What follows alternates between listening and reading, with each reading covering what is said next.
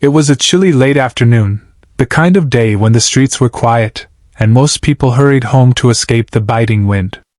Officer Daniels had just finished checking in with a local shopkeeper when he heard the faint sound of sobbing.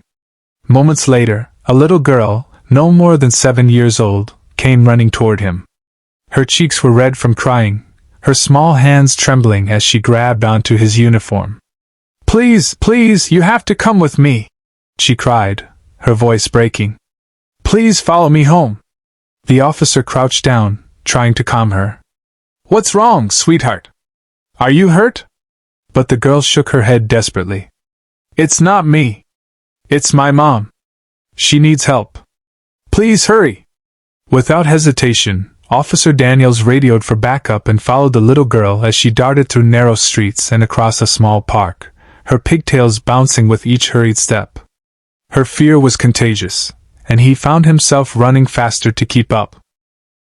Finally, they reached a modest apartment building. The girl pointed to a door on the second floor, tears spilling from her eyes.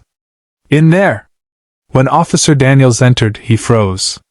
On the living room floor lay a young woman, pale and motionless, her hand loosely clutching an inhaler. The air felt heavy, the silence broken only by the girl's panicked sobs. "Mommy, please wake up!" the child cried, shaking her mother's arm. Daniels quickly knelt beside the woman, checked her breathing, and called for an ambulance. He gently pulled the girl back, assuring her, "She's going to be okay. You did the right thing coming to me." Minutes later, paramedics rushed in and began their work. The little girl stood in the corner, hugging her stuffed rabbit so tightly her knuckles turned white. She whispered, "I thought I was going to lose her." As the medics worked, Daniels placed a reassuring hand on the girl's shoulder. "Because of you, she's getting help. You were so brave today." The paramedics finally stabilized the young mother and carried her out. Before following, one of them looked at the officer and said quietly, "If her daughter hadn't acted so quickly, this could have ended very differently." At those words, Daniels glanced back at the little girl. She looked exhausted, her face streaked with tears, but in her eyes shone something stronger than fear, hope. Neighbors who had gathered in the hallway watched silently, many with tears in their own eyes.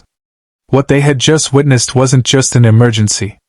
It was a little girl's desperate love for her mother, powerful enough to pull strangers together.